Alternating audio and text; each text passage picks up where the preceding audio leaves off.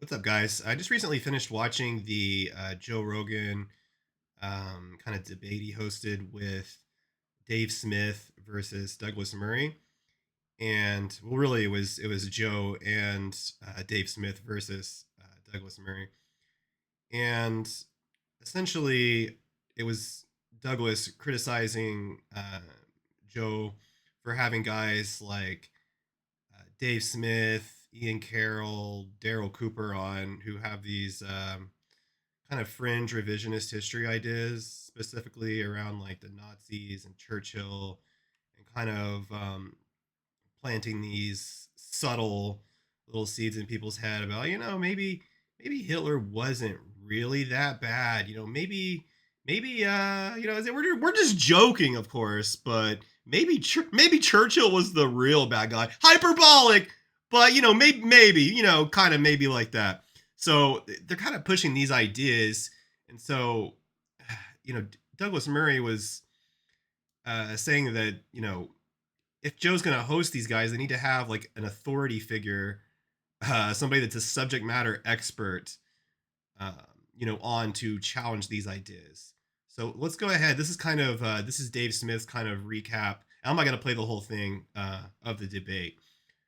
He started out with a 40-minute struggle session for Joe Rogan that just contained probably the longest stretched logical fallacy I've ever seen anyone open a debate with. Just a naked appeal to authority, completely unclear with what he was saying. He came in. So in this struggle session with Joe Rogan, I couldn't make this up. This is barely before I presented any thought or argument or opinion. I think it was before that. He comes in with this long that is an appeal to authority, an appeal to expertise. You're having these non-experts talk about issues that experts should talk about. And I'm not saying they should be censored, and I'm not saying they shouldn't talk about it, but they're talking about it and they're acting like they're experts. How are they acting like they're experts? Because they're talking about it. And when they're talking about it, it was just the most ridiculous argument. So the problem with having these people on is because, well, there's a lot of problems, and I'm sympathetic to the idea that people should be able to be allowed to talk about whatever they want. Joe Rogan, in general, is like a super chill, relaxed podcast where people just kind of hang out and talk like they're friends, catch up on things, shoot the shit, throw out crazy theories about aliens and conspiracies and yes, whatever the topic of conversation is. But the problem is, whenever you have these super controversial figures, you need to have somebody that's like a real subject matter expert. Because people do not watch a podcast like this like they should. What they should be doing is every time a claim is made, they need to pause it and research and fact check the claim. But people watch it like they watch Netflix. So they just watch like the entire 2 to 3 hours.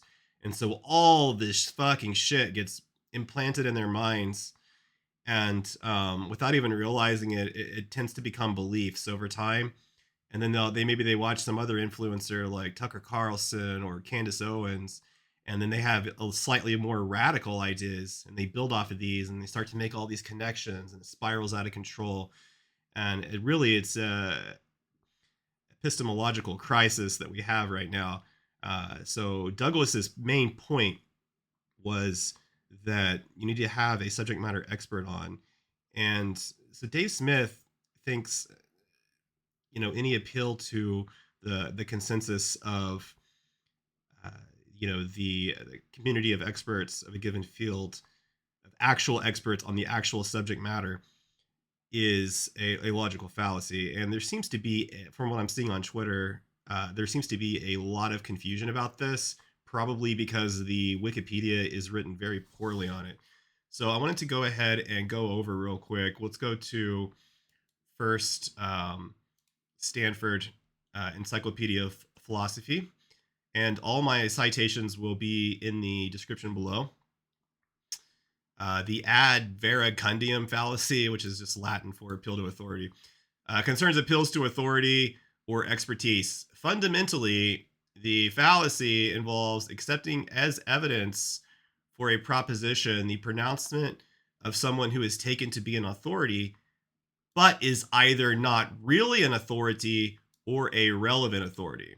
This can happen when non experts parade as experts in fields in which they have no special competence. When, for example, celebrities endorse commercial products or social movements.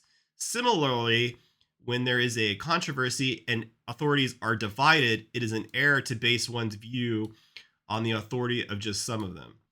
So, uh, you know, you wouldn't cite for physics like Eric Weinstein's geometric unity as a solution to um, unifying special relativity or general relativity and quantum mechanics, right?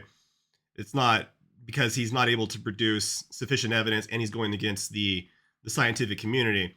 But if Eric Weinstein was citing something that's in line with the official views of the consensus of the scientific community, you would be able to cite him on matters of physics. So that is one very important distinction. Anytime they're going against the grain, they have to provide sufficient evidence. But if a subject matter expert is in line with the consensus of their field, you can definitely cite them. And so what Douglas Murray was doing in this debate was he was citing, I don't remember the guy's name, but the foremost authority on Winston Churchill. Uh, so I mean, and the foremost authority on Winston Churchill is in line with the historical consensus on the topic. So it's actually not a fallacy. But let's go ahead and go on to another source. Um, Internet Encyclopedia of Philosophy, peer-reviewed academic resource.edu site.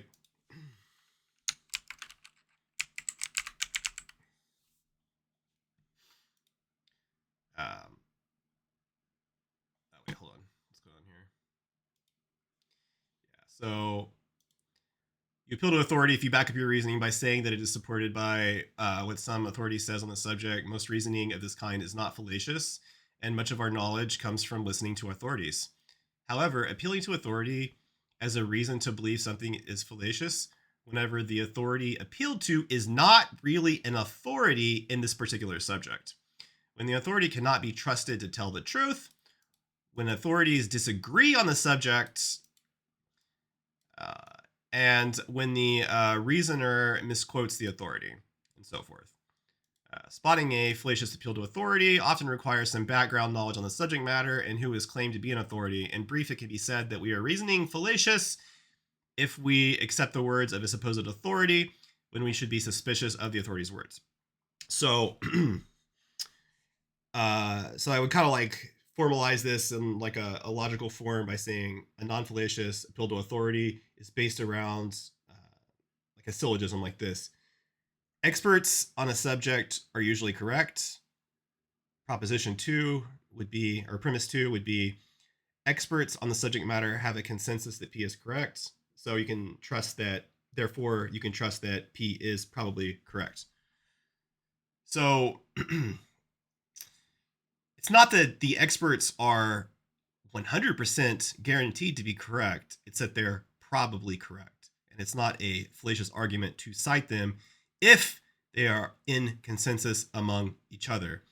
You should have a higher level of epistemic confidence. That is, confidence that you should believe what they're saying at face value as knowledge. But it doesn't rise to the level of like some kind of objective truth claim or anything like that. And then there are more sources as well. It's like a Lander University philosophy department.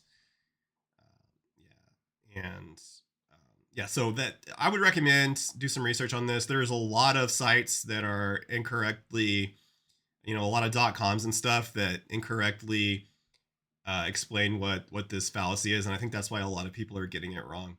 So I just kind of wanted to point this out, and yeah, because I think it'll be valuable for some people to understand the distinction between a correct appeal to authority and when an appeal to authority is a fallacy. All right, thanks. Bye.